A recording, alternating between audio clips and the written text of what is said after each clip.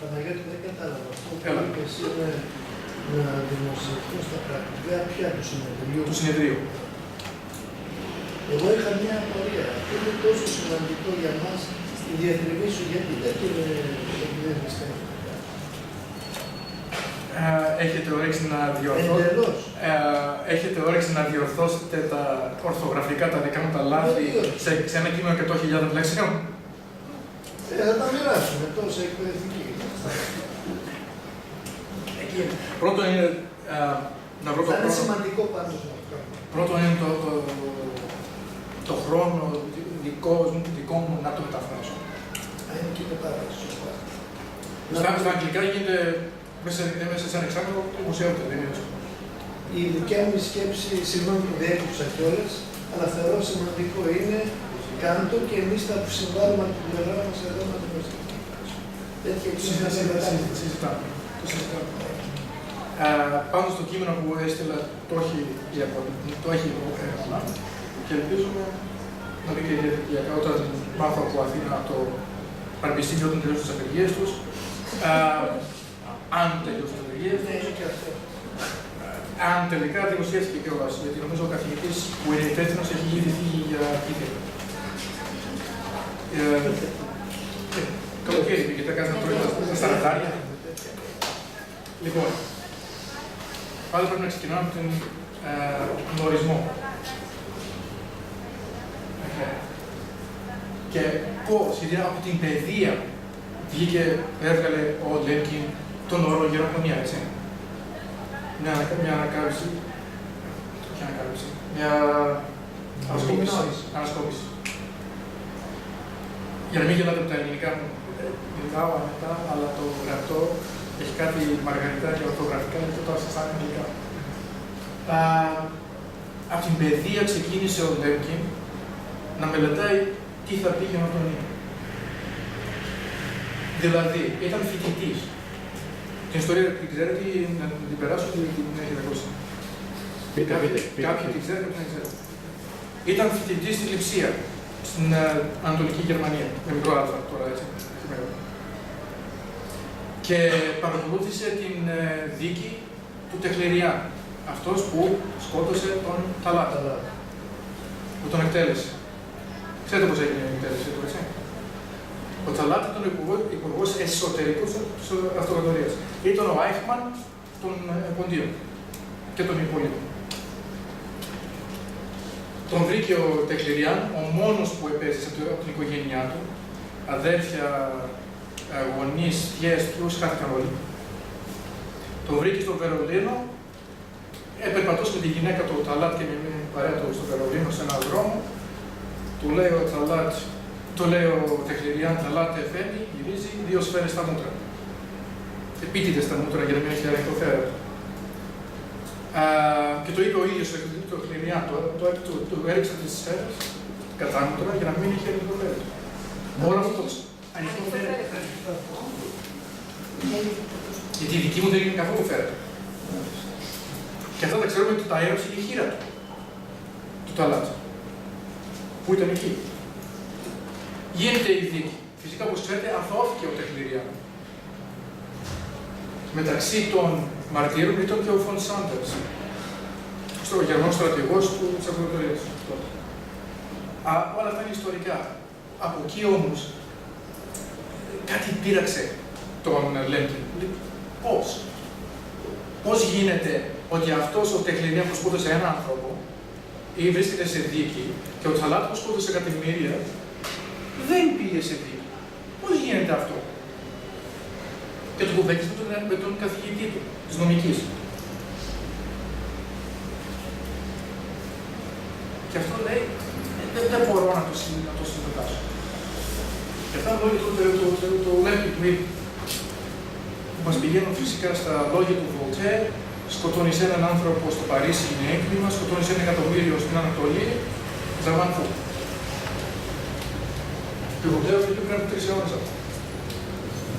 Λοιπόν, ο Τεχλεριάν, ο Λέμκιν τώρα, έτσι, είχε αυτοδιοριστεί η conscience, η συνείδηση της ανθρωπότητας. αυτός ο Ταλάτ πρέπει να περάσει από δίκη, κάποια δίκη, έστω.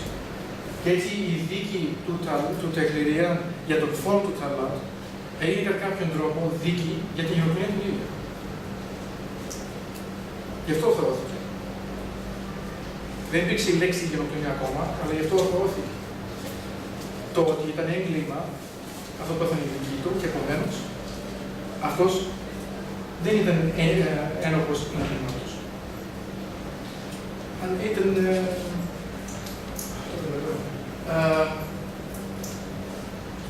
it was justice. Ήταν δίκαιο το ότι εκτέλεσε τον Ταλάτ. Και από εκεί έβγαλε τη λέξη φυσικά, και εδώ είναι από πού το πήρα, από εκεί βγαίνει η λέξη γενοκτονία. Δεν πήραζε για πολλά. Έχεις όμως και το αγιόρ, και στο βράδυ δεν υπάρχει το αγοράσω το αυτό. Δεν είναι. Γιατί το βρει το πρώτο εγώ. Πρώτη παράγραφο, ίσως το γράψω αυτό. Το 43-44 βγαίνει η λέξη γενοκτονία. Σε γραπτή μορφή για πρώτη φορά. Και λέει ότι αυτό είναι παλιό φαινόμενο, πολύ πριν αυτό που ήταν οι Εβραίοι. Λένε φυσικά ότι είναι και Εβραίος. Πολλοί, νομίζω 43 μέλη της οικογένειάς του χάθηκαν στην Πολωνία. Πάντως έχασε και αυτός πάρα πολλούς. Και εκεί που ήταν στην εκστρατεία, στην καμπάνια του, για να περαστεί ψήφισμα από τον ΟΗΕ το 46-47, να κάνει παιδεία σε ποιους. Και γι' αυτό είπα, συζήτησα και με τα παιδιά, δεν με ενδιαφέρει να είναι πολύ απόψε. Δεν θέλω να είναι ποιότητας οι άνθρωποι που θα είναι. Αν έχει κάποια που έπωσε και να το αυτό. Είδατε, είναι σεμινάρια, δεν είναι διάλεξη. Σαν εκπαιδευτικός προτιμώ το διάλογο παρά το μονόλογο. Ακόμα και εγώ τέλος που παρετώ το μονόλογο. Δηλαδή, με τη φραζέστη κιόλας και το νεροτέλειο. Κάνει διαπαιδαγώγηση, κάνει παιδεία σε ποιους? Στους πολιτικούς, στους διπλωμάτες, σε αυτούς που βγάζουν αποφάσεις. Δεν του καίεται καρφί ο όχλος. Πιάνει, πατάει τα σημεία και γι' αυτό γράφει στη New York Times. Σοβαρή εφημερίδα, μεγάλη εφημερίδα. Που την διαβάζουν όλοι οι κορυφαίοι. Και ποια είναι τα παραδείγματα που λέει. Ρίξε τα μήνυμα πάντα μαζί. Δηλαδή η παιδεία δεν είναι μόνο παιδεία, εδώ τα παιδιά του γυμνασίου λυκείου, ούτε οι φοιτητές του πανεπιστημίου. Παιδείου είναι, γιατί το λένε το Υπουργείο διαβίου μάθησης. Δεν είναι τυχαίο. Όπως μου λένε πολλοί, ότι όλα στην Ελλάδα είναι τυχαία. Είναι κάποια πράγματα που δεν είναι τυχαία. Όπως και αυτό.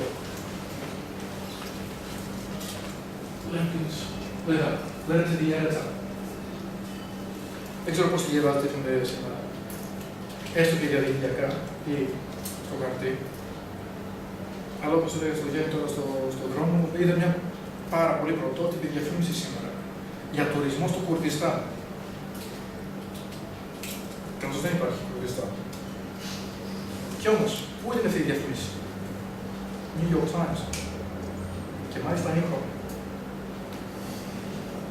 Αυτό σας λέει κάτι. Αυτό είναι άρθρο που έγραψε στο New York Times. Ναι, γράμμα.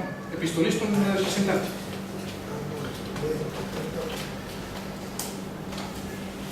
Όλες τις πηγές είναι διαδικτυακά βρίσκονται. Τελικά. Και εδώ θα επικεντρωθώ τώρα στο υπόλοιπο, στην παιδεία. Με ενδιαφέρει αυτό εδώ, το σημείο πάνω από όλα. Γιατί τα πρώτα 4 τι έχουν κοινό? Τον φόνο, τον θάνατο, την καταστροφή. Το πέμπτο δεν έχει σχέση με τον θάνατο. Δεν καταστρέφεται το παιδί. Και πάντα για πολλά χρόνια δεν καταλάβαινε τι στο καλό γινόταν. Γιατί έβαζε αυτά τα 4 που έχουν σχέση με την φυσική καταστροφή του σώματος του ανθρώπου και πετάει αυτό εδώ μέσα που είναι η πνευματική καταστροφή. Νοητική καταστροφή, όχι φυσική. Εγώ είμαι το συνολέγγι, το συγκάτοικο. Γιατί ασχολείται, πώς πήγε αυτό το πράγμα. Ξέρεις τι είχε διαβάσει ο Λέμκιν και έβγαλε αυτό μέσα. Παπαρικόπουλο, παρακαλώ. Ιστορία του ελληνικού έθνους. Σε μετάφραση. Και τι έβγαλε από το βιβλίο του Παπαρικόπουλου. Come on. Γενοκτονία, παιδιά, παιδεία, ελληνικό γένος, ελληνικό έθνος. Τι γινότανε, ελπίζω. Μέσα στα γραφτά του αναφέρεται, οι σημειώσεις που κράτησε από τον Παπαρικόπουλο έχουν όλα σχέση με το προετοιμασμό. Αυτό λέει είναι γενοκτονία. Γι' αυτό έβαλε μέσα εκείνο το άρθρο, το ότι η βία μεταφορά παιδιού από ομάδα Α σε ομάδα Β αποτελεί γενοκτονία. Γιατί καταστρέφει την ομάδα. Χάνεται η συνοχή, η κοινωνική συνέχεια. Και μόνο αυτό τεκμηριώνει το έντονο γενοκτονία. Και μόνο αυτό πιάνει. Γιατί υπάρχουν. Και αν πιάσουν τον νόμο, ο νόμος τι λέει. Από τα 5 αυτά, μόνο ένα χρειάζεται να αποδείξει στο τι είναι για να γίνει γενοκτονία. Εμείς έχουμε και τα 5. Και τα 5, αλλά θέλω να πω και μόνο το 5, γιατί υπάρχουν τεκμήρια από το αρχείο της κοινωνίας των εθνών που λέει για 2.500 παιδιά που τα πήραν σε μουσουλμανικά ιδρύματα κλπ. Με την μύτη. Μέσα.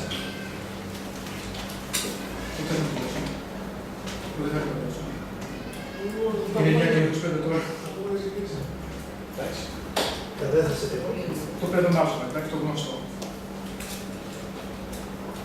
Από βιβλίο του 1600 περίπου, 620. Τα παιδιά είναι αυτά εδώ. Ποιοι ήταν στο παιδομάζωμα, ποια παιδιά παίρνανε. Μόνο τον Γεωργίου. Μόνο τον άπλιστο. Γιατί οι άπλιστο είναι πιστούς. Θέλουν δεν θέλουν, θα γίνουν πιστοί. Και μάλιστα η χειρότερη, γι' αυτό λέγω την γεννήτησα. Και αυτοί έγιναν τα παιδιά που δεν είχαν πολύ μυαλό, μην τα κοιτάζαν. Τα έξινα τα πήγαιναν με το παλάτι. Και αυτοί έγιναν οι γραφειοκράτες της ελευθεροτηρίας. Η ηγεσία, η ελίτ. Η ελίτ. Αυτοί που δεν είχαν μπράτσο και όχι μυαλό, έγιναν η γρίτσα. Ο δάσκαλος πρόσφατα σκεφτείτε, λέει, στους γεννήτσαρους να ήταν μέσα ο χρόνος του κολοκοτρώνας. Ποιος? Ο κολοκοτρώνας. Δεν χρειάζεται να το σκεφτούμε. Κοιτάζουμε μόνο την περίπτωση του Μπαρμπαρόσα. Πόσοι ξέρετε για τον Μπαρμπαρόσα? Όχι τον Γερμανό του Μπαρμπαρόσα. Τον Ναύαρχο του Μπαρμπαρόσα. Ο Ναύαρχος του Οθωμανικού Στόλου, ο οποίος ήταν λέσβιος. Με τη Λινέως. Γι' αυτό του λέγανε Μπαρμπαρόσα. Κόκκινο μουσι. Αυτό και δεν είναι κόκκινο μουσι. Μόνο το παιδομάζουμε και κόκκινο μουσι. Ο Ναύαρχος ήταν με τη Λίνα. Ήταν το κεντρικό γνώμη.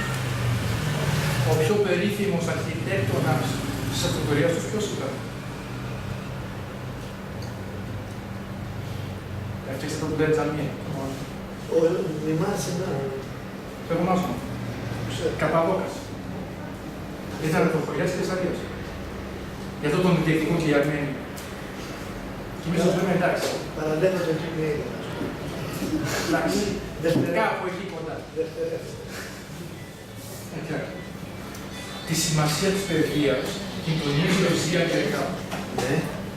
Λοιπόν, όλοι ξέρουν για τον Ταλά, όλοι ξέρουν τον Κεμά. Ποιος ήταν ο δάσκαλος και των δύο? Αυτό, το πλάσμα. Ήταν Κούρδος.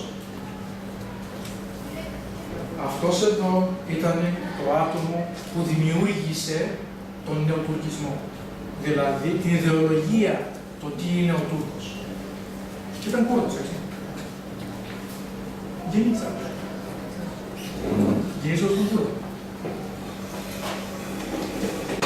Race has no relationship to social traits, blah blah blah, with some social characteristics.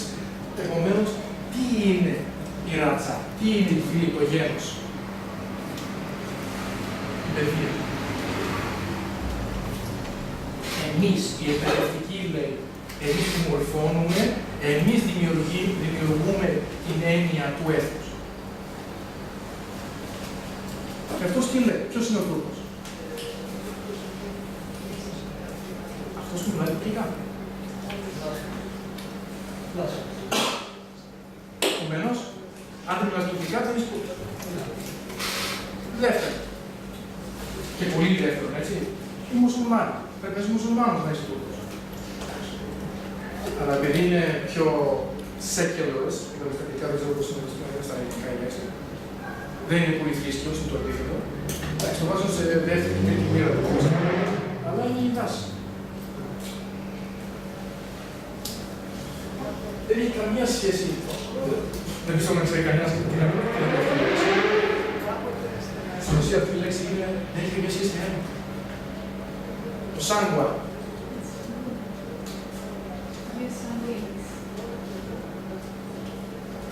Πορτοκάλι, το σανγκουίν. Blood orange. Το σάνγκουα είναι το αίμα. Νομίζω στα λατινικά. Δεν έχει καμία σχέση με το αίμα. Την ώρα παιδεία. Την ώρα αυτό που μαθαίνουμε. Δηλαδή, όπως και η μάνα μου είναι στην ιστορία ότι καθώς είχε πάει η Περιζόλου, τους έμαθε τη γραφή του, τους μόρφους από την δικιά του, δηλαδή όπως ήθελε και δάσκαλο. Όπως τους ήθελε. Όπως τους ήθελε έτσι, σαν κλεισμένο, δηλαδή να πούνε μόνο την άνθρωπο σύνταγμα, το κειμόνο ήταν το Και αυτός τα έγραφε αυτά το 20, το 21, το 21. Και έτσι προχωρήσαμε πιο πολύ στην πρώτη που είναι βάση της σκύλας.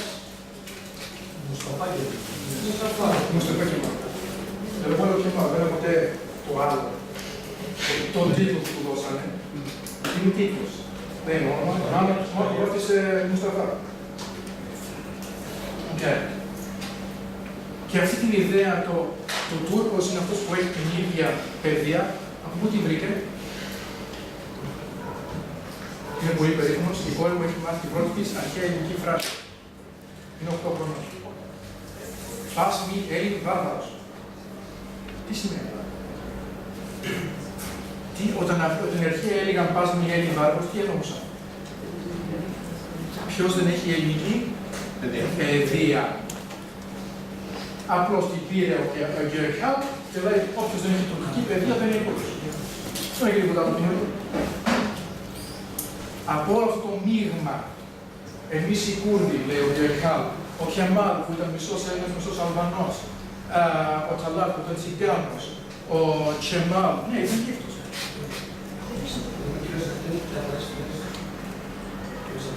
Πώς τους ένωσαν, με την τουρκική γλώσσα και την τουρκική παιδεία.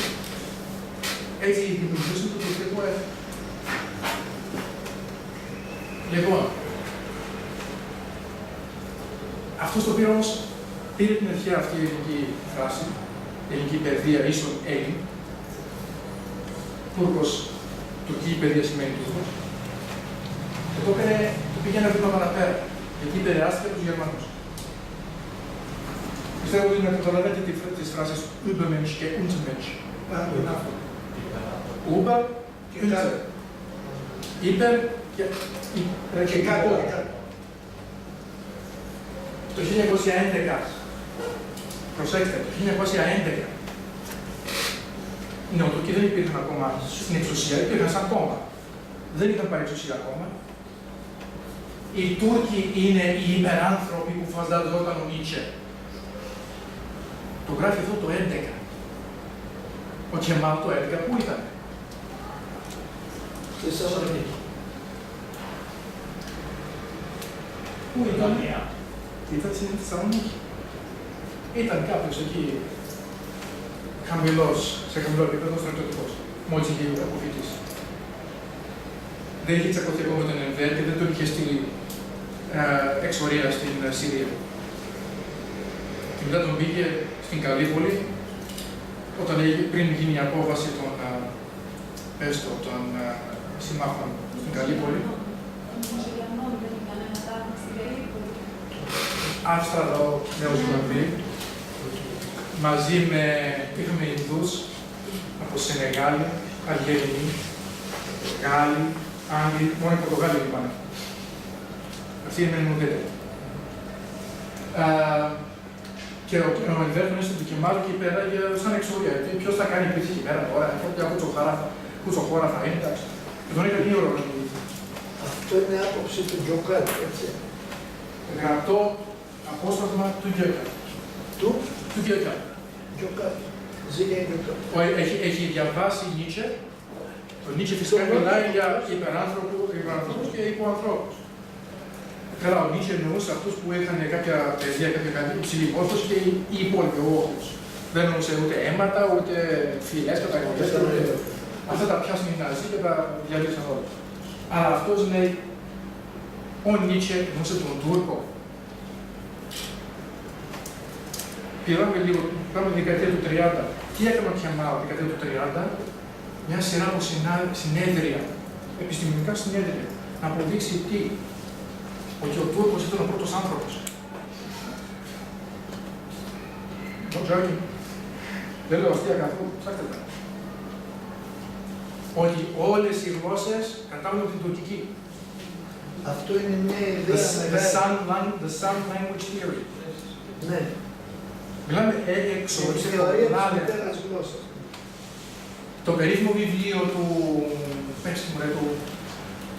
του Εζάπ, για την ιστορία της Τουρκίας. Ότι οι Ολυμπιακοί Αγώνες γινόταν στον Όλυμπο της Βυθινίας. Κάτω το ξέρετε αυτό. Τι μόρφωση είναι, τι παιδεία κάνετε. Ο Όμερος ήταν Τούρκος, δεν το ξέρατε. Ναι, ο Ομέρ. Δεν τα ξέρετε αυτά.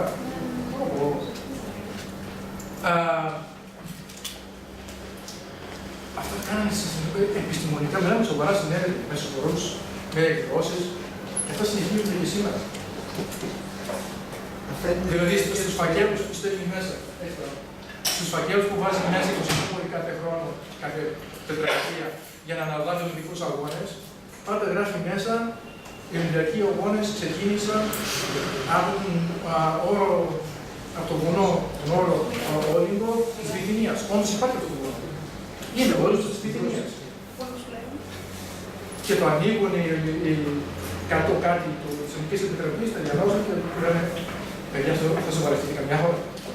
Αυτό, ακόμα και τη φλότα λένε. Επειδή είναι η θέση του βουνού. Εντάξει. Λοιπόν, γίνεται η ανακήρυξη του ελίγου του Τζιχάντ. Και αυτό είναι άλλο θέμα ολόκληρο τώρα που γίνεται στην Μεσοποταμία, στο Ιράκ και στη Συρία τώρα και ο Ρώσος της Τουρκίας είναι άλλο θέμα ολόκληρο. Με το Τζιχάντ. Λοιπόν, το σαν να εγκοσχέριστε. Ευχαριστώ. Δύο, το Final Fantasy 36. Παίζει ρόλο, σημαντικότατο ρόλο. Γιατί η δεκαετία του 30. Ποιο? Ποιος τους σύγχυσε από τη δεκαετία του 30. Γιατί όχι μετά το 23 και μετά που φύγανε οι Ρωμοί, οι άπιστοι που φύγανε, γιατί όχι τότε. Γιατί περίμενε άλλα 10 χρόνια. Τη δεκαετία του 30 τότε ξεκίνησε το μάλλον την ιδεολογία της του. Πού την πήρε, την ιδέα, πού την πήρε. Το 33 τι έκανε ο Χίτλερ, έγινε καγκελάριος. Οι Ναζί γίνονται εξουσία στη Γερμανία. Δεν είναι τυχαία αυτά. Γιατί όπως είπαμε, οι νεότουρκοι πού, ο Ταλά, ο Ενδέρ, ο Κεμάλ, όλοι αυτοί πού πήρανε μόρφωση, παιδεία, είτε στη Γερμανία, είτε στη γερμανική σχολή στο Δημοσιονομικό. Είτε το ένα, είτε το άλλο. Αυτό δεν είναι τα παζημάτια του Από το μην πάμε που πήγε μέχρι το παζημάτια, δεν έχουμε στο παίχταμε σαν. Λοιπόν, για να μάθετε κάτι άλλο εδώ σε αυτό, υπάρχει μια τράπεζα, τότε εκείνη τη δεκαετία δημιουργήθηκε και τράπεζα στην Τουρκία. Μια από τις σημαντικότερες και σήμερα υπάρχουσες είναι η Sumer Bank, δηλαδή η Σουμέρια τράπεζα, που αντανακλά αυτή την ιδεολογία. Ναι, ότι οι Σουμεροί ήταν Τούρκοι. Έτσι για τις καλύτερα πράγματα. Αρχαιολογικά, όσο παλιά είναι η παλαιότερη τουρκική, καθαρά τουρκική επιγραφή. Και εδώ πάλι πρέπει να μιλάμε έτσι. Εμείς μιλάμε, εδώ μέσα εσείς, Έλληνες δεξί των Ελλήνων. Αυτοί μελετάνε εμάς. Δεν μελετάνε μόνο τους δικούς τους. Αυτό πρέπει να το βάλουν βαθιά στο νου μας. Εγώ έχω φτάσει σε ένα επίπεδο πόρτωσης της παιδείας αυτό το θέμα, γιατί δεν διαβάζω πολύ ούτε τον δάσκαλο, ούτε τον Αριτζίδη, ούτε τον Παυλίδη, ούτε τον Ερτακίδη. Από αυτούς ξεκίνησα, αλλά λίγο διαβάζω αυτούς πια τώρα. Τώρα διαβάζω τον Ακτσάμ, διαβάζω Γκέρχαλ, διαβάζω τον Αντίπαλο. Όχι ακόμα. Στα αγγλικά. Αλλά επειδή αυτοί τα προωθούν πάρα πολύ στα αγγλικά, οι μεταφράσεις είναι άριστες. Ναι. Ξέρετε, για τον Sun Tzu τον ξέρετε, έτσι. Κάτι έχετε ακούσει τον Sun Tzu. S-U-N-T-Z-U. Sun Tzu. Κινέζος φιλόσοφος του 5ου αιώνα π.Χ. Ο καλύτερος τρόπος να κατακτήσεις τον αντίπαλό σου είναι να τον ψυχολογήσεις. Να σκέφτεσαι όπως σκέφτεται αυτός. Εάν δεν μελετήσουμε εμείς τον Τούρκο, πώς θα τον πείσουμε ότι έχουμε δίκιο. Τι ήταν δίκιο. Ταράχτηκε, ναι. Εδώ. Αυτό το κτίριο ακόμα υπάρχει. Είναι ακόμα σχολείο. Πριν τον πόλεμο ήταν καθολικό σχολείο. Μετά τον πόλεμο ξαναέγινε καθολικό σχολείο, ευλογήσαν το καθολικό σχολείο. Των Λαζαριστών, των περίφημων Λαζαριστών στο Σονίδιο ή το ίδιο πράγμα καθολικών μοναχών. Επί το 14-18 το είχαν οι Νεότουρκοι σαν σχολή του Βερεμαζώματος. Πέραν τα ορφανά, τα μάζευα, και αυτά που ήταν αρκετά μικρά, τα περνούσαμε για τουρκάκια. Απαγορευόταν η ομιλία αρμενικής, ασσυριανής ή κουρδικής γλώσσας, παίρνανε τουρκικά ονόματα, ουστουμανικά φυσικά, και επισκέπτης εδώ το Κεμάλ, όχι Κεμάλ, το Κεμάλ, έτσι. Η τριαντρία του νέου του Τσαλάτ, εν δε Κεμάλ, δεν είναι ο μικρότερος. Ο εγγονός του τώρα θα ζητάει συγγνώμη ακόμα. Το ξέρετε αυτό, έτσι. Ο εγγονός του Τσεμάλ έχει βγει και λέει: ζητάω συγγνώμη για τα αγγλία του κουκού μου. Και το έχουν αποκηρύξει οι Τούρκοι. Αυτή εδώ, το Φερετζέ, είναι η Χαλιντέ Χανού. Έχεις ακούσει το όνομα. Είναι Η μητέρα του. Είναι η μητέρα του τουρκικού φεμινισμού. Η πιο αγαπημένη, μετά την κόρη του, γυναίκα του Κεμάλ. Η πρώτη Τουρκίδα, του Κάλα, που θέλετε πάρει, το φεμινίστηκε. Ήταν η διευθύντρια του σχολείου. Γυρίστηκε μια ενδιαφέρουσα ταινία με τέλο αυτού και καλύψει πράγματα φοβερά. Και ένα από αυτά που ανακάλυψε είναι ότι η κόρη, η θετή κόρη του Κεμάλ ήταν Αρμενόπουλο. Και αυτό. Γιατί ο Κεμάλ δεν έπαιξε στο κεφαλαίο, ειδικά του φυσιολογικά. Υιοθέτησε την κόρη, η οποία μετά βγήκε, τώρα τελευταία βγήκε, ότι ήταν ορφανό από αρμενική οικογένεια. Δηλαδή καταλάβαιναν να ο Κεμάλ, το έχουμε γνώσει και την ιστορία, καταλάβαιναν από τότε τη σημασία της παιδείας. Μια χαρά παιδιά είναι υγεία, έστω τα είναι, γιατί να τα διώξουν και να τα σκοτώσουν. Αυτά ήταν αρκετά μικρά, για να μπορούμε να τους αλλάξουμε τα μυαλά. Αυτά τα διάβασε ο Λένιν, τα έπαθε ο Λένιν. Και από εκεί το έβαλε μέσα ότι η παιδεία παίζει σημαντικότατο ρόλο στην γενοκτονία. Σαν όπλο γενοκτονίας.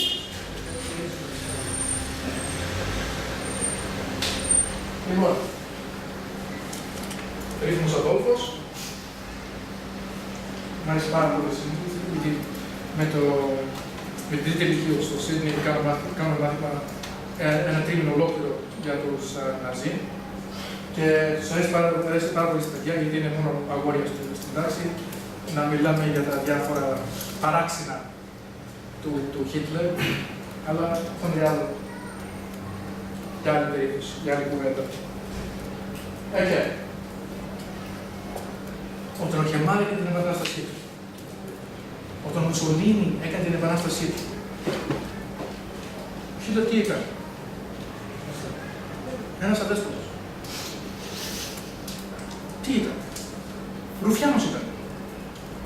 Τον είχε στείλει η αστυνομία της Βαβαρίας σε αυτό το μικρό το κόμμα, το German Workers' Party, Deutsche Arbeiterpartei, να τους ρουφιανιάσει. Να δίνει πληροφορίες στην αστυνομία για το τι κάνει αυτό το μικρό το κόμμα.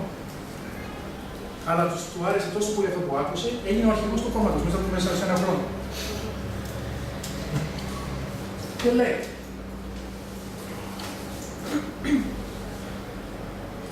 η παιδεία είναι από τα πιο κρίσιμα σημεία της Νέας Γερμανίας. Η παιδεία. Η παιδεία πρέπει να είναι στα μέτρα μας. Η εκπαιδευτική πρέπει να είναι στα μέτρα μας. Was mit Deutsche war raus. Και εδώ είναι το τρέπονται ακόμα οι Γερμανοί εκπαιδευτικοί. Οι Γερμανοί εκπαιδευτικοί του τρέπονται ακόμα. Το υψηλότερο ποσοστό σε επάγγελμα που έγιναν μέλη στο κόμμα των Ναζί ήταν εκπαιδευτικοί. 80% έγιναν εθελοντικά μέλη του κόμματος. Σκεφτείτε το. Φαντάζομαι τώρα Νέα Δημοκρατία και Πασόκ να είχαν 80% των εκπαιδευτικών μέλη τους. Πώς θα το ήθελα? Εθελοντικά, όχι χωρίς δουλειά. Εθελοντικά. Δεδομένο για 80%. Των εκπαιδευτικών, ναι. Των πανεπιστημιακών και εγώ χαμηλότερο. Γιατί διώξανε ένα σωρό ευρώ. Από τότε. Και τι σημαίνει παιδεία? Και αυτά τα ανακοίνωσε πότε? Mein Kampf. 1920 και μετά ο αγών μου το 1924. Τι γινόταν τότε 20-24? Η δεύτερη φάση της γενοκτονίας.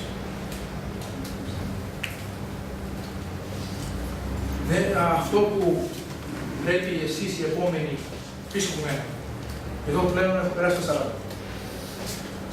Όχι ότι γέρασα, αλλά ανήκω σε άλλη γενιά από εσάς, τους περισσότερους. Η επόμενη γενιά των μελετητών. Και γι' αυτό είναι πολύ καλό που έδειξε το βιντεάκι στην αρχή ο Γιάννης. Δεν είναι μόνο τι έκανε, τι έπαθαν και τι έκανε οι πόνοι. Τι γινόταν στον υπόλοιπο κόσμο την ίδια ώρα. Εσείς, παιδιά, γιατί είστε τιμένοι με τζίνες? Εσύ γιατί φοράς αυτό? Πού επηρεάστηκες? Γιατί είμαστε με τέτοια φανέλα? Γιατί δεν φοράμε εγώ σαν υπηρώτης, γιατί δεν φοράω αυτό φανέλα? Γιατί υπάρχουν επηρεάσεις. Το πρόβλημα μου με την ιστοριογραφία, ειδικά της γενοκτονίας των Ελλήνων, είναι ότι όλο βλέπουμε μόνο τους δικούς μας και δεν βλέπουμε αρκετά τι γινόταν την ίδια εποχή γύρω στην Ευρώπη, στη Μέση Ανατολή. Γιατί μας πούλησαν οι Εγγλέζοι και οι Γάλλοι? Γιατί η συνθήκη των Σευρών δεν μπορούσε να εφαρμοστεί, όσο και αν το θέλαμε? Γιατί δεν μπορούσε να εφαρμοστεί? Παύση, ρωτήσει. Ή την ξέχασες? Όχι, έχει φύγει το θέμα, το μετά. Μετά.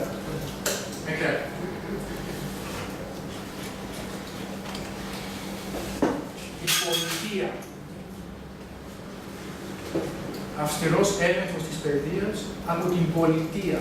Τι σας θυμίζει αυτό? Και μου πείτε Ελλάδα και θα γελάσω. Πλάτων. Και Πλάτων αλλά και Τουρκία. Δεν υπάρχει ιδιωτική εκπαίδευση στην Τουρκία. Είναι αυστηρά που έλεγαν. Δεν υπάρχει. Ιδιωτικά σχολεία δεν υπάρχουν στην Τουρκία. Μόνο κρατικά. Ενώ στην Αυστραλία, σας το λέω εγώ, το 1/3 των σχολείων είναι ιδιωτικά. Εμείς έχουμε 3 στο σύνολο. Πλήρη, εξατάξια, κολέγια, σχολεία, ημερήσια. Λειτουργούν όπως όλα τα άλλα. Με το ίδιο πρόγραμμα. Και εδώ είναι η ξυπνάδα των Αυστραλών και των Εγγλέζων.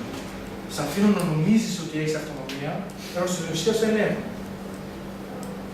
Γιατί εσύ ελέγχεις, εντάξει, έχεις τη λειτουργία σου, έχεις παπάδες σου, έχεις τα ηχητικό σου, ξέρω εγώ τι, αλλά το μάθημα αγγλικής, αγγλικές έτσι γλώσσες, μαθηματικών, ιστορίας, όλα κεντρικά ελέγχονται. Δεν έχεις την άλλο. Έχεις άλλο. Ένα τρόπο. Η παιδεία δηλαδή δεν είναι μόνο για, όπως κάνουμε εμείς παιδεία τώρα και τώρα, αυτό που κάνουμε, αυτή την κουβέντα που κάνουμε, είναι παιδεία. Κάνουμε μια συζήτηση. Δεν είναι μόνο για το καλό, για την αποφυγή γενοκτονιών. Η παιδεία παίζει, δεν γίνεται, οι γενοκτονίες δεν γίνονται χωρίς να υπάρξει παιδεία. Δεν μπορείς να πεις, ρε παιδί μου, ο Αλβανός της γειτονιάς είναι εχθρός, να τον σπάσουμε, επειδή είναι Αλβανός. Δεν γίνονται αυτά τα πράγματα. Και επίτηδες το λέω για κάποια άτομα γνωστά. Πρέπει να περάσει από κάποια παιδεία για να γίνει. Αναλαμβάνουν τον Ιανουάριο, 30 Ιανουαρίου συγκεκριμένα, των 30 ιεραρχών, αναλαμβάνει ο Χίτλερ την εξουσία. Πρωταπριλιά, λες και τα πρωταπριλιάτικο αστείο, τι κάνει ο Χίτλερ? Εθνικό μποϊκοτάζ των Εβραίων. Πόσο κράτησε αυτό το εθνικό μποϊκοτάζ? Με SS, με ρόπαλα, με ξέρω εγώ τι. Πόσο κράτησε? Ούτε 24 ώρες.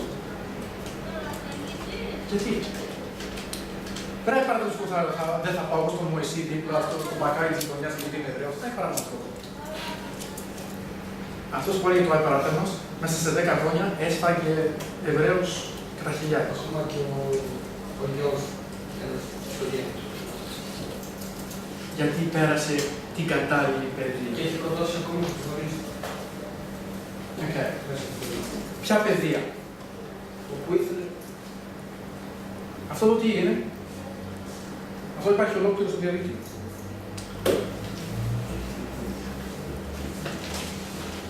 Δεν χρειάζεται να πω τίποτα. Το δελτιώνες μανιτάκι. Δεν αναφέρονται για φιλετικά πράγματα, ούτε τίποτα, έτσι. Δεν μιλάει για κακούς για κακούς. Το μανιτάρι που είναι, έχει δηλητήριο. Όλοι ξέρουμε τα καλά μανιτάρι και τα κακά. Τα κακά ποια είναι? Το μουσι, η μεγάλη μύτη, το αστέρι. Το αστέρι. Και λες τι είναι αυτό. Αυτό για ποιον είναι το βιβλίο? Για το δημοτικό. Για τον ήπιο. Δηλαδή διδακτικό βιβλίο είναι ή διδακτικό βιβλίο? Είναι διδακτικό βιβλίο. Υποσυνείδητα. Γράφτηκε από κοπέλα που ήταν 18 χρονών. Και έγινε διδακτικό υλικό στο σχολείο. Χωρίς να πεις την λέξη Εβραίος, καταλαβαίνεις τον τίτλο, ο Εβραίος είναι δηλητήριο. Τώρα, εσείς είστε αρκετά, οι περισσότεροι από εμάς είναι αρκετά μικρά να θυμόσαστε 6-7 χρονών το πώς επηρεάζεται από το εξώφυλλο του βιβλίου. Και αυτό δεν το ξεφύγεις ποτέ. Έτσι καθόλου. Το ξέφυλλο μόνο να δεις. Το αστέρι, κακό. Και κόκκινο. Μακριά. Παιδεία. Απλά πράγματα. Από τα πιο απλά μέχρι το πιο περίπλοκα. Βασική παιδική ψυχολογία. Άστα γράμματα. Άστα γράμματα. Τις εικόνες και μόνο κοίτα.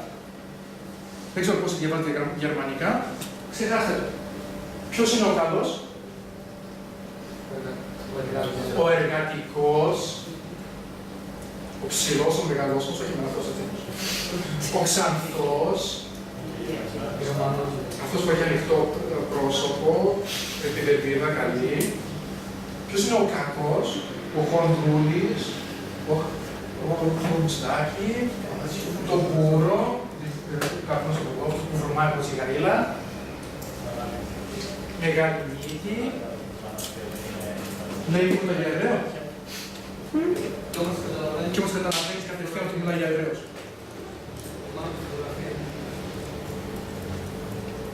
Αυτό στα τζαμιά δεν κάνουν οι ημάμιδες. Ο Γιαούρης, το σκυλί. Οι μουσουλμάνοι γιατί δεν έχουν σκυλιά? Οικία ζώα δεν έχουν σκυλιά. Γιατί? Γιατί ο αρματολός όταν ξαναγεννιέται έχει ξαναγεννιέται σαν σκυλί. Είναι η τιμωρία του. Όταν ο αρματολός έχει ζωή. Το σκυλί είναι. Μόνο ένα ζώο υπάρχει χαμηλότερο από το σκυλί. Είναι το γουρούν. Για τους μουσουλμάνους. Όχι τους πεκτασίδες, τους Αλβανούς και τους Βόσνιους και τους Μάκηδες. Μιλάμε για τους σκληρούς μουσουλμάνους. Οι μουσουλμάνοι της Σαουδικής Αραβίας, των Ισλαμιστών τώρα Ιράκ και Περσία, του Ερντογάν και η παρέα του, αυτή η σκληρομυλληνική. Και μην κάνετε το λάθος, ο Ερντογάν και οι Ισλαμιστές του Ιράκ είναι ιδεολογικά το ίδιο κόμμα.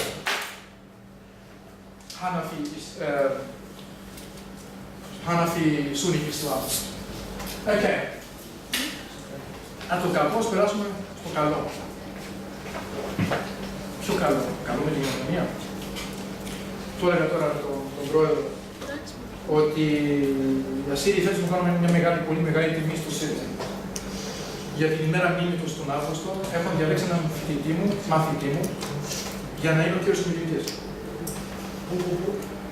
Ημέρα μνήμης των Ασσυρίων, 7 Αυγούστου.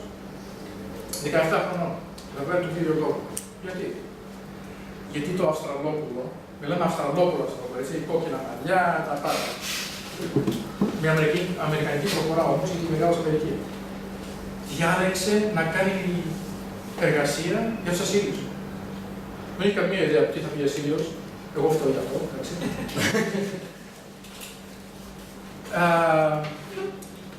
Και μάλιστα πάει στο τέλος θα έκανε και καλό βαθμό. Όχι επειδή το έκανε τους Ασσύριους, αλλά έκανε πολύ καλή εργασία. Δεν έκανε για την γενοκτονία των Ασσύριων. Έκανε πώς έχει γραφτεί η ιστορία της γενοκτονίας των Ασσύριων. Και από τους μεν και από τους δε. Και από τους μεν σαν και εμένα που είμαι ναι, έγινε γενοκτονία, και από τους αντιπάλους τύπου Justin McCarthy, που κάποιοι θα γνωρίζουν το όνομα, που είχαμε την ατυχία να τον είχαμε τον Νοέμβριο στο Σίδνεϊ και έφεγε κάτι σφαλιάρες.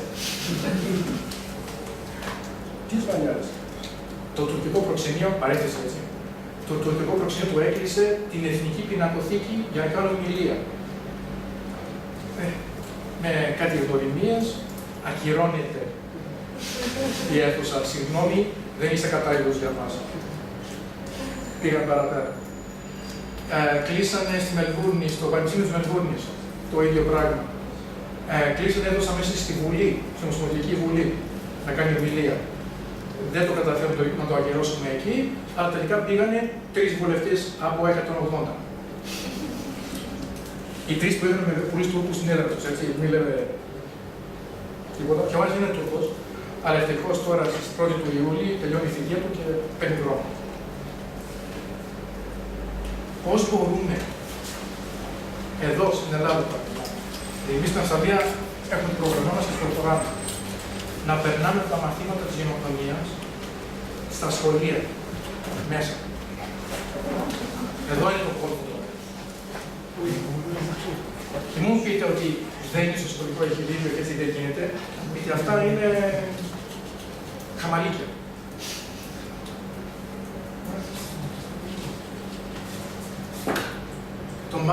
Γίνεται μάθημα για τον πόλεμο, τον διαφορετισμό. Δεν γίνονται μαθήματα. Δεν μπορείς να αφιερώσεις μέσα σε μια ώρα μάθημα 5 λεπτά για την γενοκτονία. Το κάνεις. Γιατί οι Εβραίοι έτσι δουλεύουν. Το κάθε τι, είτε είναι μάθημα αγγλικής γλώσσας, είτε είναι μάθημα καλών τεχνών, είτε είναι μάθημα μουσικής, θα βρουν τον τρόπο να φέρω το ολοκαύτωμα μέσα. Και τους ζηλεύω και τους βάζω καπέλο. Γι' αυτό όλος ο κόσμος ξέρει για αυτούς, για εμάς δεν ξέρει κανένας, σχεδόν. Θέλω να αναφέρω πριν 2 χρόνια περίπου πόσο δεν είχα ασχοληθεί, σαν πόντιο δηλαδή, στην αφιλίδια μου, γιατί δεν αναφέρομαι καθόλου για την κοινωνία. Είναι εκτός ύλης. Όπου λένε και όλοι οι πιο πολλοί καθηγητές. Αυτό δεν πειράζει. Θα σας φέρω ένα βιβλίο τουλάχιστον να πούμε κάποια λόγια. Και έτσι αναγκαστήκαμε σιγά σιγά να ψάχνουμε την αυτολογία, να αναφέρουμε τα θέματα, λέγαμε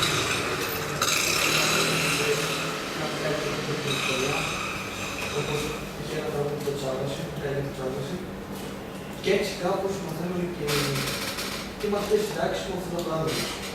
Δηλαδή πρέπει να πέσει και να μην μαθητής. Δεν είναι αυτό. Αλλά εγώ μιλάω πάνω στον εκπαιδευτικό. Ναι. Το παιδί που μιλάω, την περίπτωση που είπα τώρα, εντάξει, είχε εμένα και τον βοήθησε και τον προώθησε να κάνει αυτό το πράγμα. Δεν λέει πουθενά μέσα στη διδακτέα ύλη ότι θα διδάξει σε γενοκτονία. Δεν χρειάζεται. Τι πρέπει να διδάξω, πρώτο που παίζουν πόλεμο. Αυτό είναι τεράστιο θέμα. Εντάξει.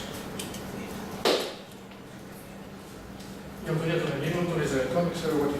Εντάξει. Πόσοι ξέρετε, και το έχω πει στους πόντους με σε αυτό, και το Σινή και να μου γράψει και η Β. Πόσοι γνωρίζετε ότι υπάρχουν ποντιακά ονόματα, πολλά ποντιακά ονόματα στο Yad Vashem. Τι είναι το Yad Vashem? Το Yad Vashem είναι το μουσείο και το ερευνητικό κέντρο του ολοκαυτώματος των Εβραίων, στα Ιεροσόλυμα.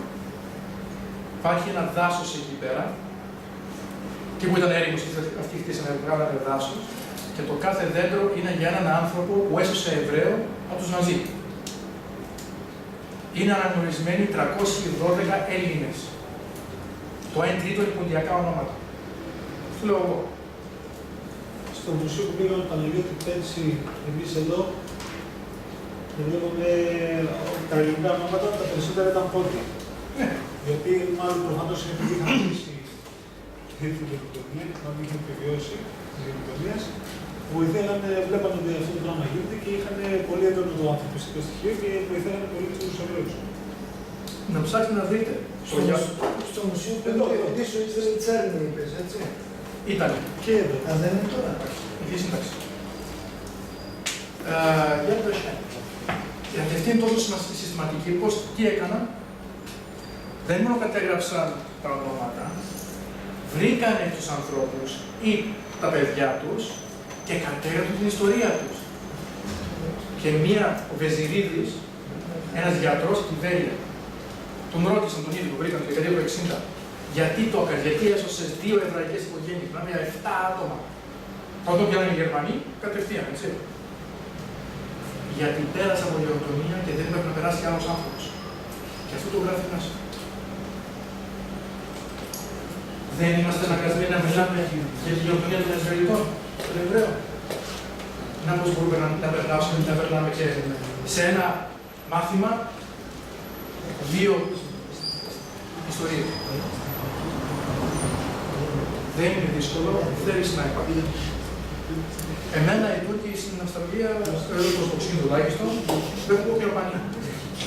Μην γελάτε, έτσι. Ξέρετε πολύ καλά. Γιατί, όχι επειδή είμαι όμορφος, ούτε επειδή είμαι Έλληνας. Αυτό που σας λέω τώρα, το θέμα της παιδείας, το φοβούνται σαν το διάολο του Λιβάνι. Γιατί καταλαβαίνουν ότι σε μια γενιά όλοι θα γνωρίζουν για την γενοκτονία και όλοι θα λένε Τούρκος, είσαι γενοκτόνος. Και αυτό είναι που φοβούνται. Όπως σήμερα, όσο και να θέλουν οι Γερμανοί να ξεπληθούν από το αίμα του ολοκαυτώματος, δεν ξεπλένε. Δεν πάνε να πληρώνουν λίτρα, δεν πάνε να πληρώνουν αποζημιώσεις για την επόμενη χιλιετία. Το αίμα θα είναι παντιόν. Αυτό που φοβάται ο Τούρκος πάνω από όλα. Μιλάμε για όταν λέμε ο Τούρκος, να είναι συγκεκριμένοι. Ο Κεμαλιστής. Ο Κεμαλικός. Ο Ισλαμιστής δεν του και κάτι. Λοιπόν, δεν είναι μόνο οι Έλληνες που ήρθαν, για να κλείσω, δεν είναι μόνο οι Έλληνες που ήρθαν στην Ελλάδα, δεν είναι μόνο οι Ιππόνοι. Είχαμε και Αρμένιους, είχαμε και Ασσύριους, είχαμε και Μουσουλμάνους, κυρίως Τσετσένοι, τον Κάφκας, που ήταν αντικεμαλικοί και ήρθαν. Είχαμε και αυτό εδώ, και θα βρω έτσι πρέπει να τελειώσω. Τελειώνει μετά. Λαμβάνονταν η Australian News, 1896. Οι σφαγές του Αμπτούλ Χαμίδ. Και ερχόντουσαν εδώ πρόσφυγες Αρμένοι, από τότε.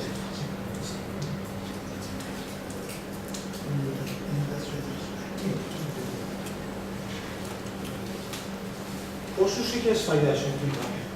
Γιατί Τότε γύρω στις 200.000 κάτω. 94-95. 96. Αυτό το αστέρι του βρήκα. Μπάσκετ.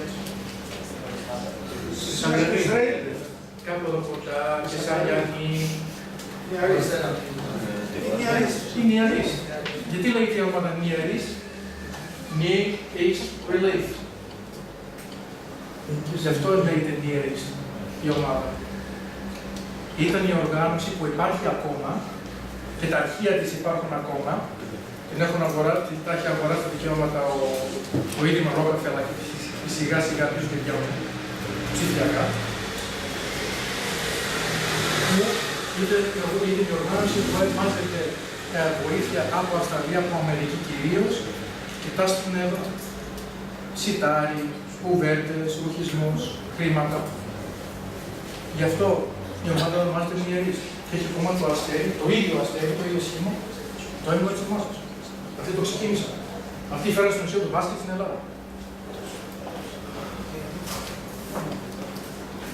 Φωτογραφία της Νιαρής.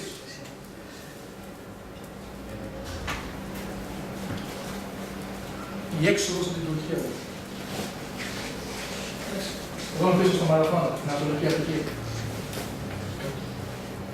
Είναι από μέσα από Καπαδοκία θα είναι, και λέει για πρώτη φορά γνωρίζουμε τη θάλασσα. Από Καπαδοκία, πού είναι η θάλασσα, η θάλασσα. Είναι κάτι λίμνες, εντάξει, έχει γίνει νερό. Τι είναι αυτό που πάρω μπροστά. Φωτογραφία του 22. Σύρο, το 24. Δηλαδή, αυτό που κάνουμε εμείς στην Αυστραλία, ειδικά στο ΣΥΔ, είναι ότι πιάνουμε τέτοιες φωτογραφίες, τέτοιες περιπτώσεις και πλησιάζουμε σχολεία, πλησιάζουμε τοπικές βιβλιοθήκες, δημοτικές βιβλιοθήκες. Η δική σας δόση είναι τότε. Σας περάσουμε ένα πακέτο, μια έκθεση, μια φωτογραφική, ξέρω εγώ. Φωτογραφία, Βενιζέλος του Μοργεντάου και ξέρω εγώ τι, πείτε μου πού είναι η φωτογραφία τραβημένη. Στο Ζάπιο μέσα. Μοργεντάου, οι δικοί μας ιεράρχες και τον Ιερής. Το 24 φωτογραφία. Στο Ζάπιο. Πού πάνε? Ξέρετε πού πάνε? Στο πεδίο του Ολυμπίου Διός για εξάσκηση. Και για να πάρουν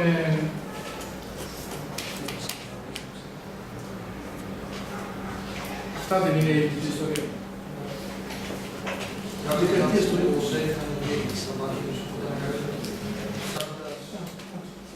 η Συρίας, ο Δεκαβητός, το Ζάπιο, το Πρωτάβολο. Μιλάμε, δεν είναι μόνο η ιστορία της γενοτομίας. Τώρα μιλάμε για την ιστορία της Αθήνας. Πώς αναπτύχθηκε η Αθήνα. Γιατί το αρμενικό σχολείο είναι νίκαια και εκεί κάτω. Γιατί εκεί έμειναν οι πρώτοι. Αυτοί που δεν φύγανε αργότερα για Αρμενία ή για Ακαδία.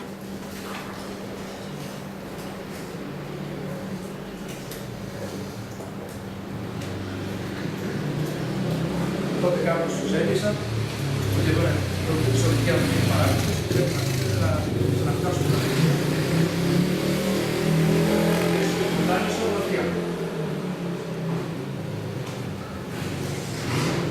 διαμέσου τη Γεωργία, συγγνώμη.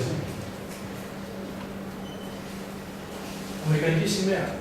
Η αφίσα των Αμερικανών. Της Νιερής. Αρμενία, Ελλάδα, Συρία, Περσία. Όλα μαζί. Πακέτο. Δεν μπορείς να ξεχωρίσεις το ένα το άλλο.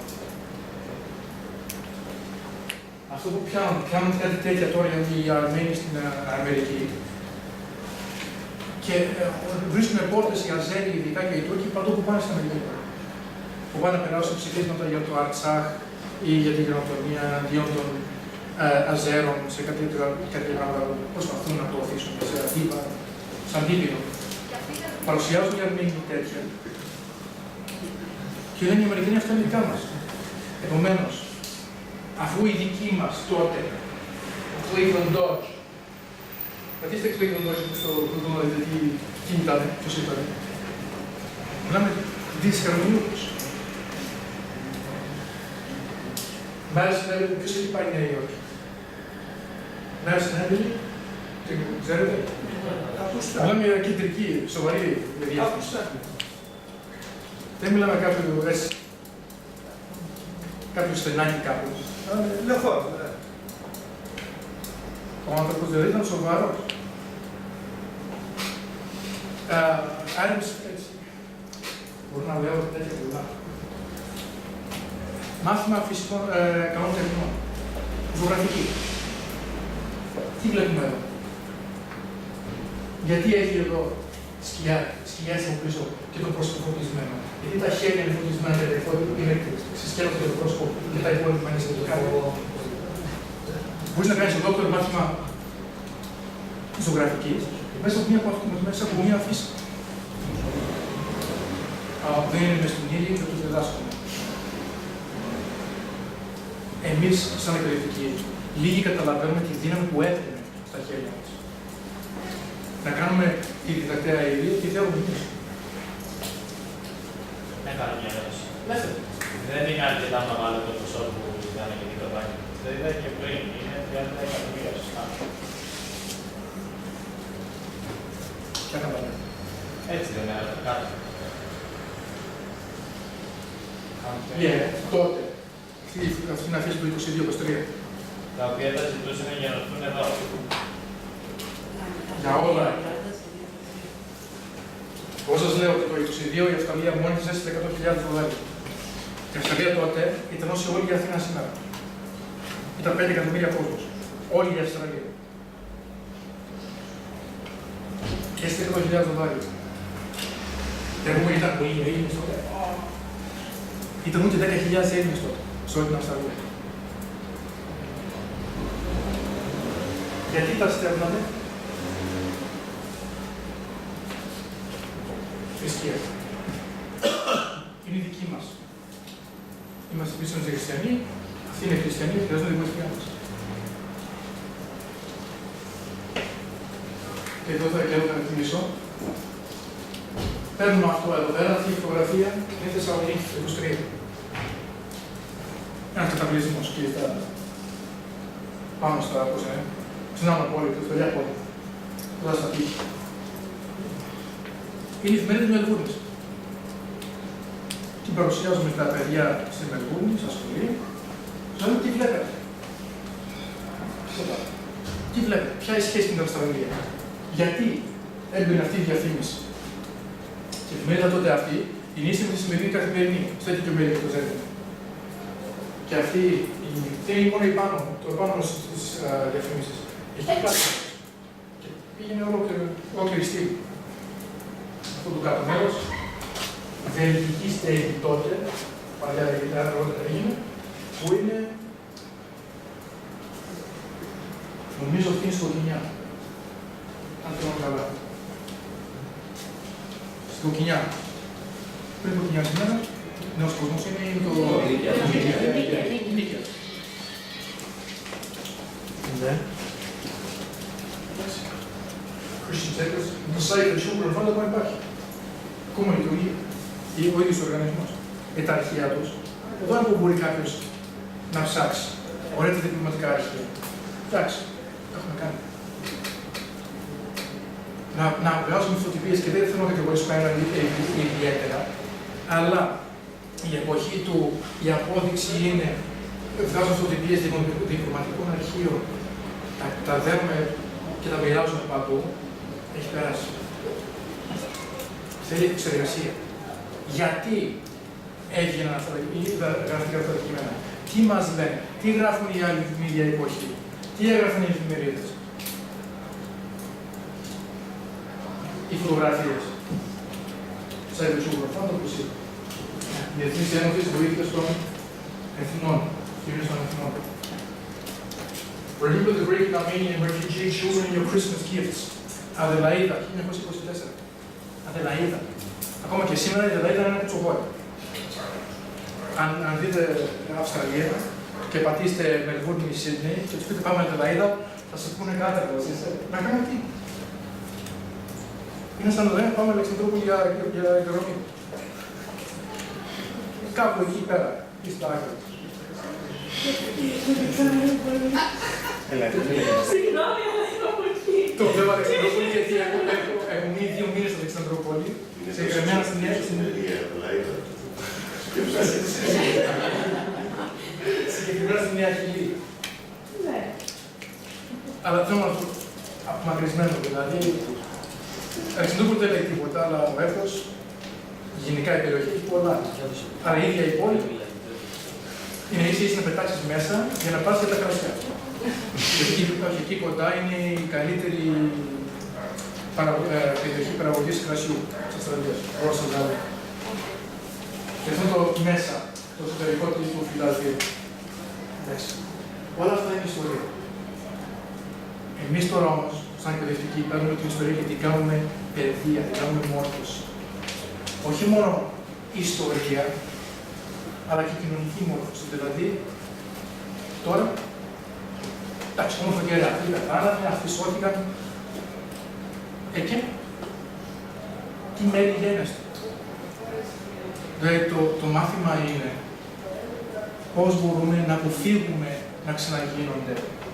Να καταλαβαίνουμε, να βλέπουμε ότι αν μιλάνε κάποιοι για αίματα, για καθαρισμούς, για εθνοκαθάρσεις, για σωτηρία του έθνους και του γένους και να προσέχουμε λίγο. Γιατί δεν μπορούμε εμείς να λέμε θέλουμε να γνωρίσουμε τις δικές μας γενικονίες τη στιγμή που είτε αρνούμαστε άλλων, π.χ. των Εβραίων, ή προωθούμε άλλους. Αυτό είναι ένα διαδικτυακό τοπίο το χρηματοδοτούν οι Αρμένοι, αλλά εδώ είναι το πιο σημαντικό. Έχουμε πιάσει τη διδακτέα ύλη, τι μας λέει σαν εκπαιδευτική θα διδάξετε, και εκεί έχουμε μέσα από το δεύτερο το ίσιο πάρα πολύ περασπιστικά. Δείχνουμε. Το μάθημα σήμερα λέει θα κάνουμε η Αυστραλία της δεκαετίας του 20. Κοινωνία, τι γινόταν, πολιτική, ξέρω εγώ τι. Εμείς θα πούμε New Israel. Δηλαδή, όχι μόνο περιμένουμε το εκπαιδευτικό να το κάνει, σου λέμε εδώ σε αυτό το σημείο, εκεί μπορεί να αναφέρει γενοκτονία. Εκεί που μιλάμε για απόβαση των Άντζα, των Αυστραλών στην Καλύπολη, αναφέρουμε τι έβρισκαν όταν έσκαβαν για να σωθούν τις σφαίρες που έχουν οι Αυστραλοί, έβρισκαν αρχαία ελληνικά μνήματα. Γιατί εκεί που έπεσαν ήταν νεκρογραφία.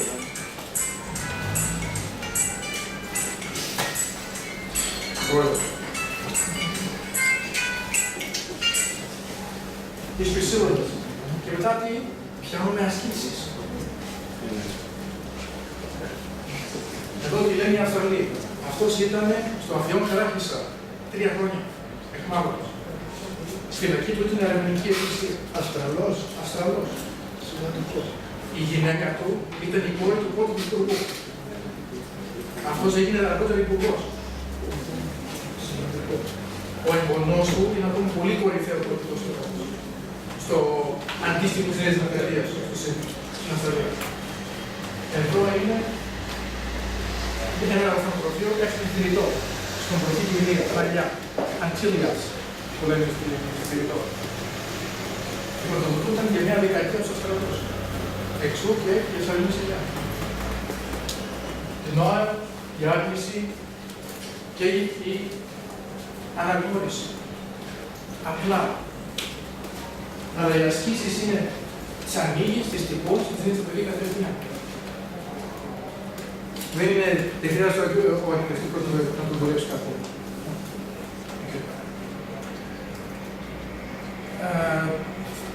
Για να κλείσω εδώ, για να έτσι ελαφρώ για να κλείσω. Τον Άντολ Φέστα τον ξέρετε? Τον Άντολ Φέστα. Άρεψε η οικογένεια Άνταμς. Ο Φαλακρός, ο Μπάρντας, που βάζει το γλώμο στο στόμα του. Εντάξει. Το όνομά του ήταν Τζέκι Κούγκεν. Ψάξτε το. Τι έκανε? Τι νομίζετε να έκανε αυτός ο παλαβός ηθοποιός, όταν ήταν νιάνια 10 χρονών, τον γύρναγαν σε όλη την Αμερική για να μαζεύει τρόφιμα και λεφτά για τους πρόσφυγες. New York Square, Times Square, New York και. Έχει ιδιωτική? Εσύ είναι εδώ? Όχι. Jackie Kruger. Αυτός εδώ που ξέρετε, γνωρίζετε αγγλικά, ψάχνετε το. Jackie Kruger. Δεκαετία του 20, 19-20 και βάλει 10 χρονών παιδί, ο πρώτος στάρ του Hollywood που ήταν παιδί ανήλικος, έλεγε στα παιδιά, μη φάτε γλυκό μετά το φαγητό της Κυριακής και αυτά τα λεφτά δώστε στα αυτά που δεν έχουν να φάνε. Αυτό τι είναι? Κοινωνική μόρφωση είναι στην ουσία. Αλλά Hollywood, παιδιά, σκεφτείτε τη δύναμη σήμερα του Hollywood. Τώρα που ερχόμουν, ποιος ήταν στην τηλεόραση? Ο George Clooney, ετοιμάζεται για πολιτική. Τι διαφέρει ο George Clooney? Γιατί ποιος είναι ο George Clooney? Ηθοποιός. Από τότε ήξεραν τη δύναμη του ηθοποιού, του Hollywood. Και την προωθούσαν με τη συλλογή βοήθειας. Για καλό σκοπό. Αυτό δεν μπορούμε να το παρουσιάσουμε είτε εδώ στην Ελλάδα, είτε Αμερική, στα μαθήματά τους. Και όχι μόνο μέσα στην τάξη, είτε σε ομιλίες έτσι. Μια κουβέντα, παιδιά, με τον Αμερικανό τουρίστα. Του λέτε ότι είσαι εγώ με πόντους και αυτός θα σου πει, ο Jackie Kruger ήξερε τι ήταν πόντους. Ο Uncle Fester ήξερε τι ήταν πόντους. Ο Uncle Fester ήξερε τι ήταν Αρμένιος. Το ήξερε ο Jackie Kruger, το ήξερε ο Uncle Fester και άλλοι τόσοι. Πρέπει να το μάθω. Δηλαδή η παιδεία δεν είναι μόνο η επιστήμη και διδασκόμενος. Είναι και η απλή κουβέντα που του μιλήσει στον Αμερικανό. Που τώρα που γυρνάω στο κέντρο 2 μέρες, στους μισούς που το ακούσαν είναι Αμερικανοί. Όσοι ξεχωρίζουν τώρα. Σε αυτή την ανάσταση του Αυστραλούς, έτσι δεν ξεχωρίζουμε καθόλου. Άκουσα κάτι Αυστραλούς σήμερα. Παιδιά, εγώ δεν είμαι Αυστραλός. Εάν πηγαίνουν οι Αυστραλοί έτσι και κυκλοφορούν έτσι, εγώ δεν είμαι Αυστραλός. Συγγνώμη. Από εκεί, να πω Αυστραλός. Αν έχουμε κουβέντα, ξέρω πέρασε η ώρα. Ευχαριστώ πάρα πολύ για την τιμή που μου κάνατε και με καλέσατε.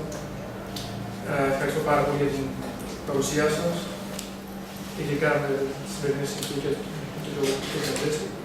Ελπίζω να διασκεδάσουμε και λίγο και να σας πάνω από όλα αυτά να προβληματιστείτε. Πώς μπορούμε να βγάλουμε το θέμα της γενοκτονίας από τα καλούπια της ιστορίας.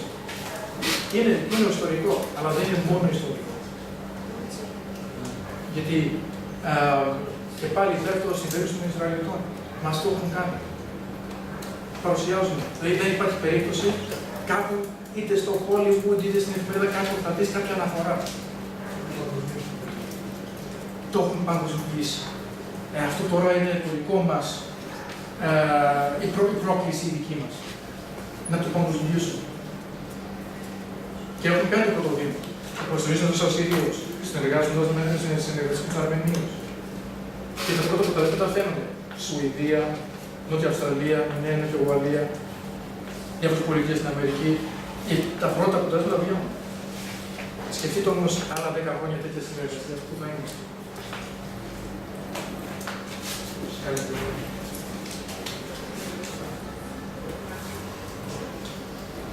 Πώς έχετε κάποια ερώτηση? Εγώ θέλω να ρωτήσω για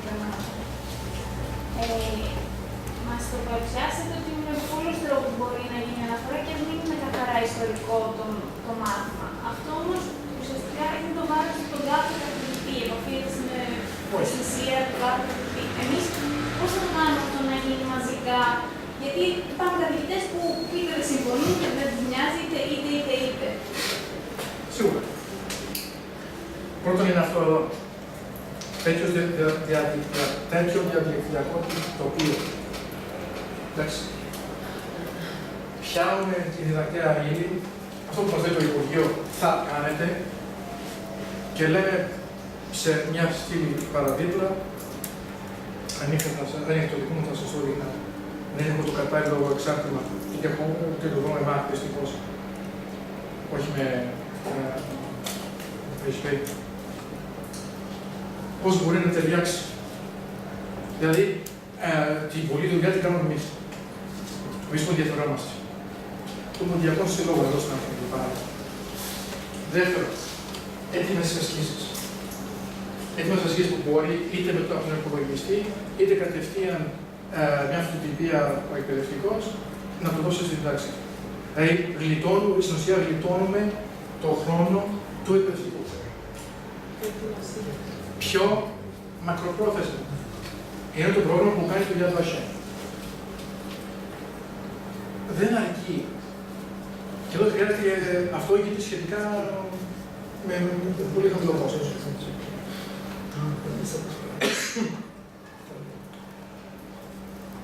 Πιο μακροπρόθεσμα και με μεγαλύτερο κόστος. Έχουμε ένα σωρό ποντιακά αρχεία, μουσεία, τοπία εδώ στην ελλαδικό χώρο, έτσι. Εμένα, σαν μόνιμος κάτοικος του εξωτερικού, δεν με πολύ ενδιαφέρει εδώ μέσα. Με ενδιαφέρει πώς θα περάσω το μήνυμα έξω. Πώς θα πιάσω τον Αυστραλό, τον Γάλλο, τον Πορτογάλο, τον Αμερικανό. Οι Εβραίοι πώς το κάνουν. Παιδί μου, θέλεις διακοπές. Εισιτήρια αεροπορικά, διαμονή, φαγητό, ποτό. 3 εβδομάδες μάθημα. Στο Αεροσόλυμα, όλα δικά μας. Έξω δικά μας, δεν θα πληρώσεις τίποτα. Το πρόγραμμα όμως θα είναι δικό μας. Θα πληρώσεις τα εισιτήριά σου και εμείς θα στα δώσουμε στο τέλος του προγράμματος. Για να μην τους κάσεις. Είναι λογικό, έτσι. Δεν μπορούμε να φέρουμε 5-10 από Αυστραλία, 5-10-20 από Αμερική, 5-10 από Αγγλία, Γερμανία, ξέρω εγώ τι, εδώ στην Ελλάδα. 3 εβδομάδες πρόγραμμα. 2 εβδομάδες με σοβαρούς ακαδημαϊκούς εδώ στην Αθήνα και Θεσσαλονίκη και Παναγία Σουμελά και στο κέντρο Καπαδοκικών Μελετών στη Νέα Καρβάλη και την Καβάλα. Και παράλληλα καμιά Μύκονο, καμιά Σαντορίνη, καμιά Χαλκιδική. Γιατί ποιος δεν έχει διακοπές τώρα, και οι Αυστραλοί έχουν διακοπές τώρα. Γι' αυτό είναι και εδώ. Αυτό θέλει κάποια προσδόκια οργάνωση. Αλλά εδώ πάμε στην διεθνοποίηση. Οι Εβραίοι το κάνουν πολλά χρόνια. Πώς το ξέρω ότι δεν είναι έτσι, γιατί το έχω κάνει. Το 2010 το έκανα. Ήμουν στο Αεροσόλυμα και αυτοί που μας κάναν μαθήματα, διαλέξεις, θεατρικές παραστάσεις, ποιητικές βραδιές. Περπατούσαμε στα διάφορα μέρη των Αεροσολύμων, σε διάφορα μνημεία, γιατί το μνημείο είναι έτσι, γιατί το δάσος ονομάζεται αυτό, όλα. Με το πρόγραμμα μπορούμε να το φτιάξουμε πολύ εύκολα. Υπάρχει μια ουσιαστική διαφορά, Παναγιώτη. Ότι τα χρήματα αυτά καλύπτονται από το κράτος. Όχι, ταυτίζονται με την κρατική ιδιότητα. Δεν καλύπτονται από το κράτος. Από ιδιώτη, δωρητή, από τη Μελβούρνη. Γιατί εδώ στην Ελλάδα δεν έχουμε τέτοιες ιδιότητες. Γιατί ο αγώνας αυτός είναι κόντρα στην επίσημη ιδεολογία. Είπες για τα σχολεία, αλλά. Επίσημη ιδεολογία. Αν σου απαριθμίσω εγώ τι κάναμε, θα πεις είναι δυνατόν να κάνατε όλα αυτά. Εδώ καλύτερα να κλείσουμε το αυτό, για να πω ειλικρινά τι νομίζω από την επίσημη ιδεολογία. Και καταλάβετε πού το πάω. Δεν με νοιάζει. Δεν με νοιάζει επίσημη ιδεολογία. Δεν με νοιάζει, ερμηνεύσει και δεν θα με νοιάσει.